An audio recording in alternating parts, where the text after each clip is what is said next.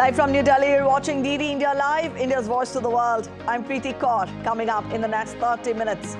Israel-Hamas 4-day truce begins. 13 hostages to be released today.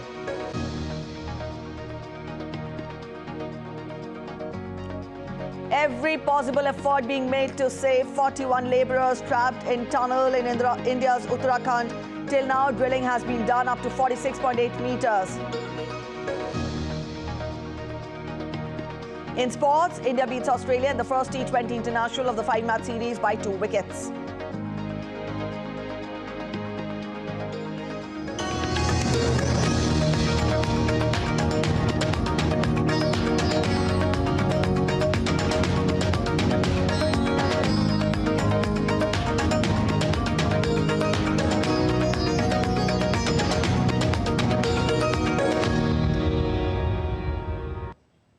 The much-awaited truce between Israel and Hamas began at 7 a.m. local time on Friday, with the first batch of hostages to be released at 4 p.m. The Qatar-mediated truce applies to both north and south of Gaza. The first group of hostages to be released would be 13 women and children. As per the agreement, 50 hostages will be released in total across 4 days in exchange for a pause in fighting and the release of 150 Palestinians currently held in Israeli jails. A significant increase in aid allowed into Gaza also forms part of the government. Israelis in Tel Aviv said that they were happy a 4-day truce would begin between Israel and Hamas and hostages would be released from Gaza. They are hopeful that all hostages will be freed soon. I just want to see the children come back. We want all of them to come back. But the first group of children will start breathing again, I think. Well, I'm happy that the hostages, or some of them at least, are going to be released. Hopefully everyone will, and this is the only thing that I care about at this very moment. I think all other things will be resolved later. It's not something that we don't think about, but we really need the hostages back now. We are more than happy to hear this news. We are very happy with any hostages that are going to be released. We are still waiting to see Omer's name in one of these lists. We are waiting for him. RWA Chief Philippe Lazzarini said the long-awaited 4-day pause in fighting will provide an opportunity to reach people in need, including in the north, and to start repairing civilian infrastructure.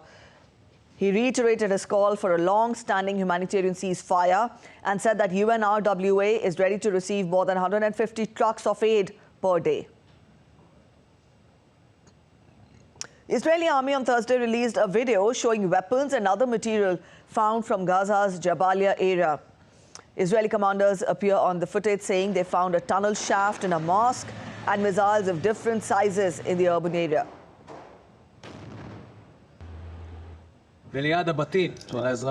Here, next to residential houses, we found all these missiles, long and medium range missiles, which are aimed from the civilian area towards the state of Israel. We entered the area and found missiles next to the mosque, very large missiles. They made it clear that terrorist activity was taking place inside the mosque and inside the urban area.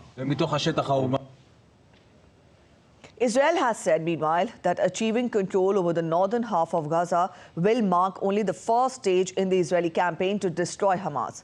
Army spokesperson Rear Admiral Daniel Hagari said that Israel will focus on planning and fulfilling the next stages of the war in the coming days.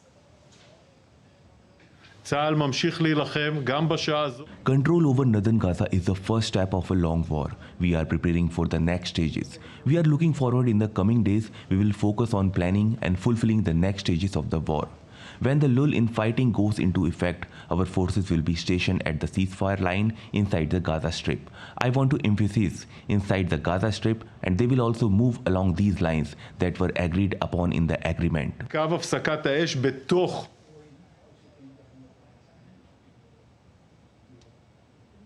DD India correspondent Meghna Dev joins us for more on Israel-Hamas 4-day truce. Meghna, good morning. We've just given a broad outline of the truce to our viewers.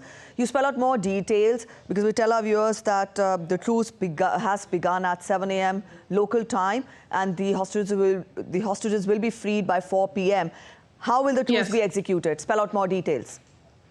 So what we get to know as of now, that the statement that has come out from the government of Israel, that they have said, and when we actually talk about the Indian time, the truce has started 10:30 a.m., which is 1.5 hours ago. The truce did start, and what we definitely get to know from sources is that there are children and women in the first set of hostages that are being released.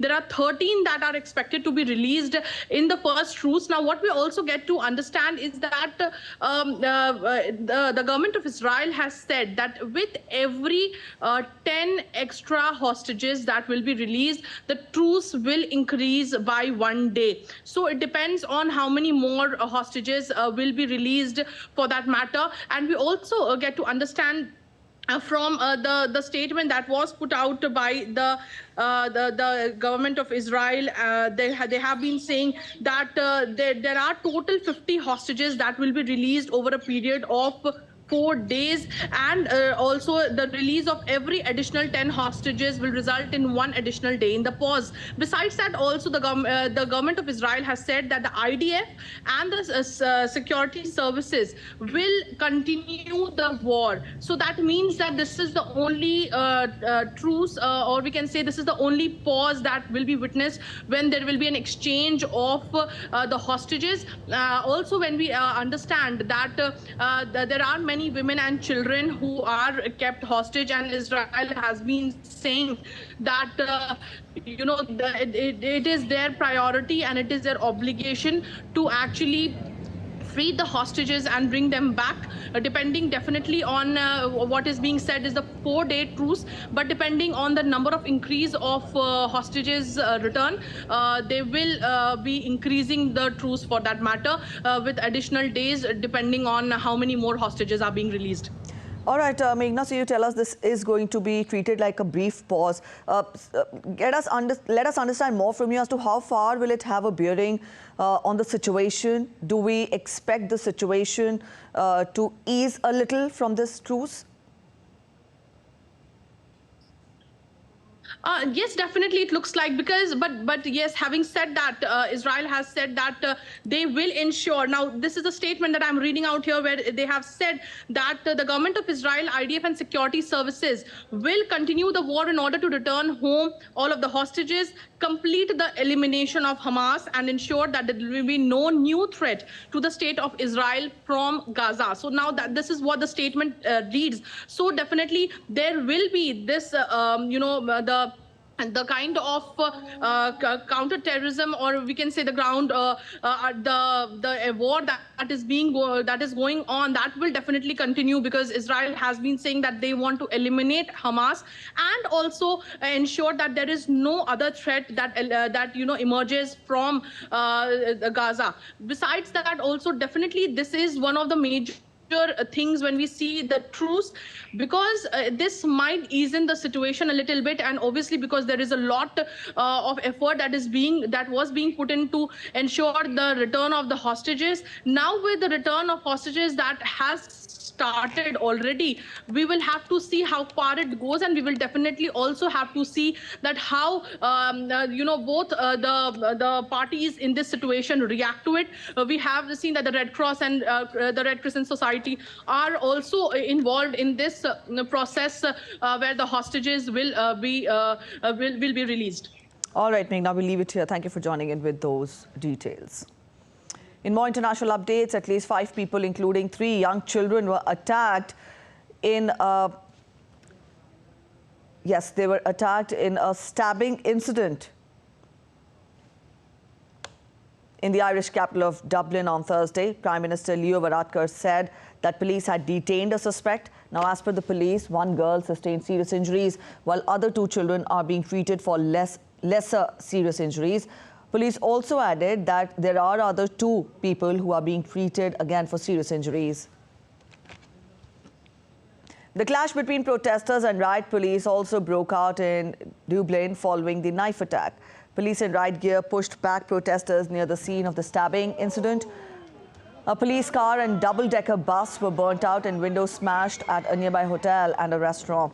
Police said that the man attacked a number of people on Parnell Square, but was stopped from causing any further harm as members of the public intervened at an early stage of the attack.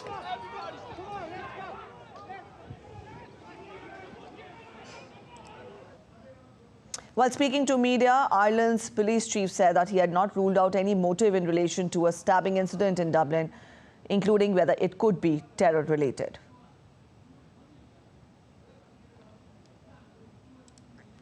Far-right populist Geert Wilders and his Freedom Party has won 37 seats, shocking the opposition in Netherlands. Also, it indicated possible reverberations throughout Europe. Coalition formation expected to be challenging, and may in fact take several months. DD India's correspondent Trent Murray gets us more. While the initial surprise and shock at Geert Wilders' election win in the Netherlands may just be starting to subside, there is still intense focus now on whether him and his Freedom Party can form a coalition government and ultimately lead the Netherlands. Now, for 25 years, this is a politician who has really been on the fringes of mainstream politics. He has not been a huge electoral force in the Netherlands, but that all changed on election night, with those results showing that he won 37 seats in the 150-seat parliament. Now, that was by far the largest vote share. His closest rival was a centre-left Green group who won 25 seats. And so it really does put him now in the box position to try and form a coalition government. But it will not be easy. Many other political parties are very opposed to him and his party and what he represents. By all stretches, his policies are quite extreme for Europe. His policies include halting all asylum and immigration to the Netherlands. His platform includes a banning of mosques and Islamic schools. He's suggested that the Netherlands could have a Brexit-style vote on pulling it out of the European Union, and he is also a supporter of ending military support for Ukraine. These are all positions which really do not square well with the majority of the Dutch electorate. So even though he won the most number of seats on that night, trying to find political friends, if you will, to join him in a coalition government will remain difficult. But nevertheless, he says he does intend to govern, and he has had negotiations over the past 24 hours to try and gain some of those political friends. The other outcome that we could see, that we are watching for, is effectively all of his opponents, all of the other political parties from the mainstream, putting aside their ideological differences, coming together to form a grand coalition in order to try and block him from power. But that, of course, too, comes with its risks. It could backfire with the electorate. Given that he did place first, many in the Netherlands will expect that he should be the front runner to lead the country. Trent Murray for DD India, Berlin. In Ecuador, business heir Daniel Noboa has been sworn in as the new president. Ecuador's youngest ever president, 35-year-old Noboa, pledges to reduce violence and create jobs via urgent legislative reforms. The South American country is facing deep economic challenges and spiking violence that reached an unprecedented crescendo with the murder of presidential candidate Fernando Villavicencio. He also appointed his new cabinet on Thursday after his swearing-in ceremony, including 26-year-old Said Frishi Naranjo as the Minister of Environment. Noboa will serve as president for just 17 months, finishing predecessor Guillermo Lasso's term after the latter brought forward elections to avoid likely impeachment. To fight violence, we must fight unemployment. The country needs jobs. And to create them, I will send urgent reforms to the Assembly, which should be treated with responsibility and by putting the country first. Opposition parties from Taiwan rushed to register their presidential candidates before deadline as China increases pressure on the island. Talks of a joint ticket between Kuomintang and Taiwan People's Party failed dramatically on live television, with no agreement being reached. The Democratic Progressive Party, in contrast, has proceeded smoothly with its election campaign. This political drama has had little impact on Taiwan's stock market, although tourism and hospitality sub-index experienced a significant drop due to concerns about relations with China. Up next, we take a look at other stories making it to the headlines from across the world. Venice will start testing a daily admission fee and cap on visitor access to its famous canals from next April. The move is aimed at managing the flow of tourists on spring bank holidays and some summer weekends. The restrictions will apply from 8:30 to 4 p.m. local time, initially for a total of 29 days, and cover almost all weekends from April 25th to mid-July next year. Restrictions will not apply to the lagoon's smaller islands such as Murano. Macy's annual Thanksgiving parade ushered in the holiday season in New York.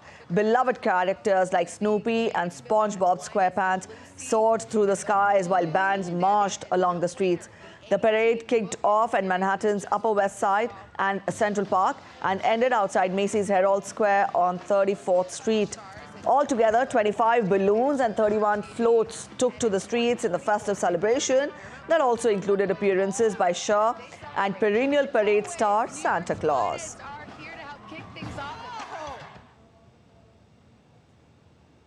Still to come on this edition of DD India Live, we give you an update on the state assembly elections being held in the 5 states in India. We will also tell you where and how relentless rains continue to lash India's southern states. Indian badminton stars earn laurels at China Masters as they progress to the quarterfinal of the tournament.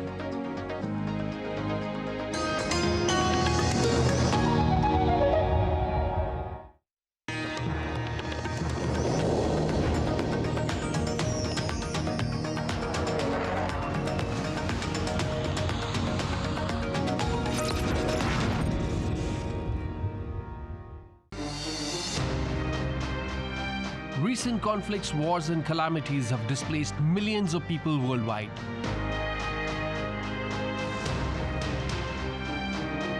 Will this migrant situation lead to a global socio-economic crisis? Watch Connecting the Dots at these times only on DD India.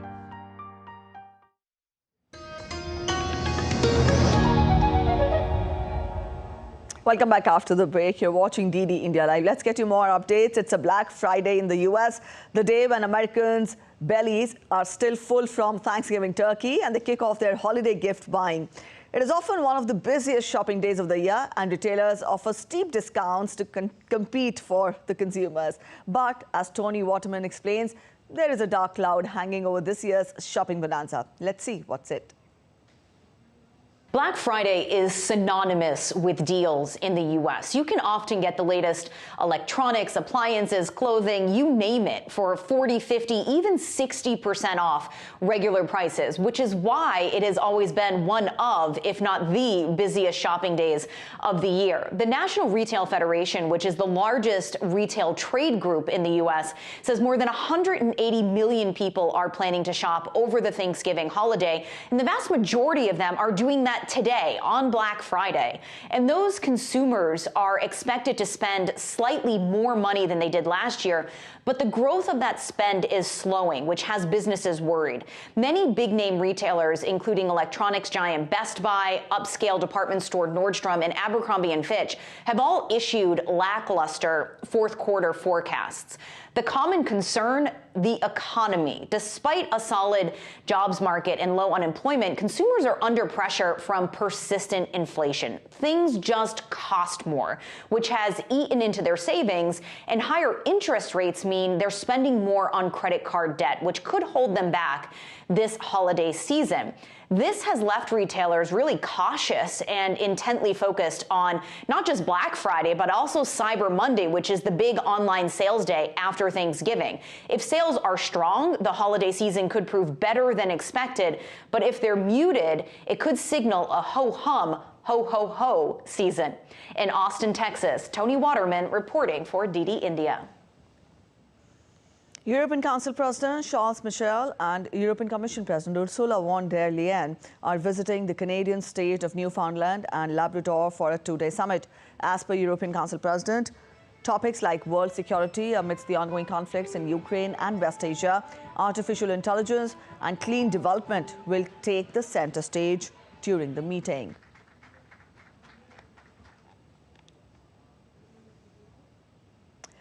North Korean leader Kim Jong-un said the country's recent launch of Tuesday's spy satellite was an exercise of its right to self-defense. As Pyongyang celebrated the event, the North's state-run television released several still photographs of Kim visiting the National Aerospace Technology Administration to applaud space scientists and technicians. Kim also hosted a reception to celebrate the launch on Thursday. Kim said Tuesday's launch was an eye-opening event in the face of dangerous and aggressive moves of the hostile forces.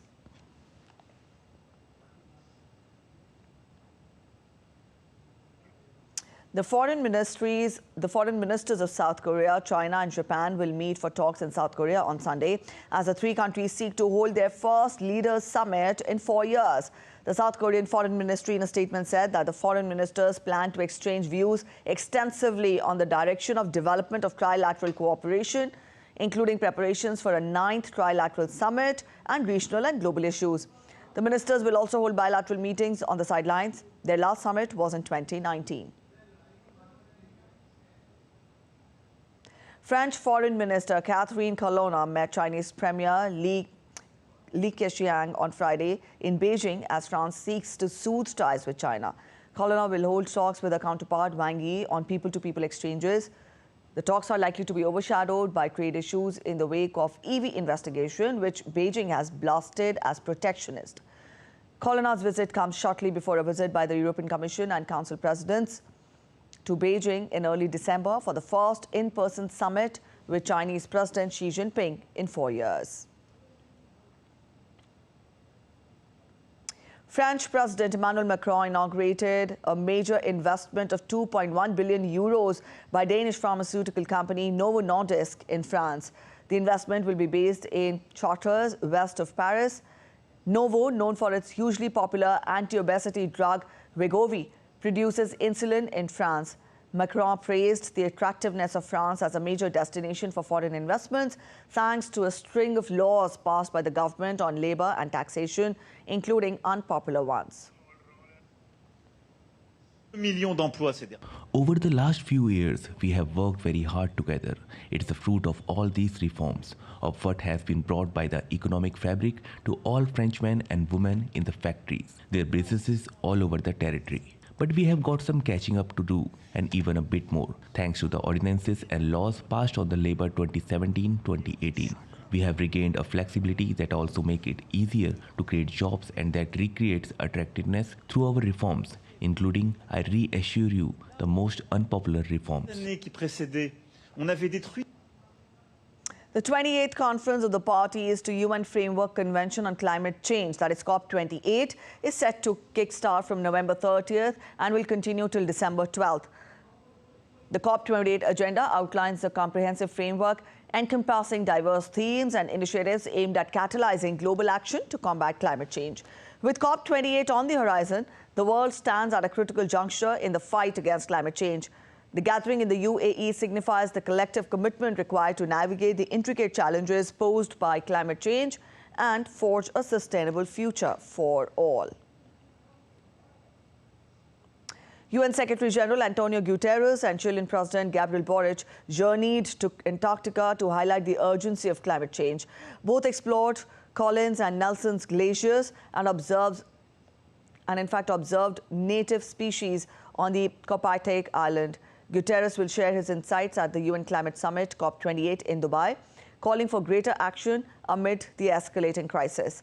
The summit seeks to hold Paris Agreement's 1.5 degrees warming target, crucial as current emission pledges in fact could lead to nearly 3 degrees Celsius warming the century, as per the recent UN analysis. The Arctic and Antarctic poles have severely suffered the effects. It fills us with pride that the United Nations Secretary-General decided to enter and see through Chile. But this also means a great responsibility. we have defended our position as a gateway towards Antarctica. That is why we are so happy to welcome him to this continent of science and peace and to collaborate in this debate within the margins of COPE, which will happen in the upcoming days. Maintaining hope with the 41 workers trapped by the collapse of tunnel in the Indian state of Uttarakhand. Rescue operations at the Silkiara tunnel experienced a bit delay on Thursday as the drilling machine ran into an iron lattice girder, a structural element of the tunnel which had been buried in the debris and had to be removed manually. Drone technology is also being used in the rescue operation. CEO of Squadron Infra Mining Private Limited informed media about the latest drone technology being implemented to combat the crisis. We got a drone-based LiDAR sensors, so which हम monitor कर रहे हैं regularly if how's it going. That's what is. We got this is the latest one of the latest technologies which can go inside the tunnels. It does not need it goes into GPS denied areas, and so it goes autonomous in inaccessible areas, and then you can assess if there is any convergence, any. Speaking to DD India, tunneling expert Arnold Dix, who has been roped in for the rescue operations, said that he's confident that the trapped workers will be out soon. You know, we'll see. I'm not saying when, but we're going to bring in the 41 out, and that's because this country has rallied together and other countries of the world have rallied together, and we're all here working together to get these men home. What I want to see is 41 happy, smiling people out. That's the result. When? I'm not sure, but that's the result. Qatar court has accepted plea against death penalty to 8 Indian ex-Navy personnel. The appeal was filed after the Court of First Instance of Qatar passed a judgment on October 26th in the case involving 8 Indian employees of Al Dahra Company, where the verdict was death penalty and it was awarded to them. On November 7th, the Indian embassy in Doha got another round of consular access where they had met the 8 individuals. Let's get to an update on the state assembly elections being held in 5 states in India. In northwestern state of Rajasthan, election campaigning has concluded for the legislative assembly elections on Thursday. Voting is scheduled to take place on November 25th. On the final day of campaigning on Thursday, prominent leaders from all parties vigorously campaigned in support of their candidates.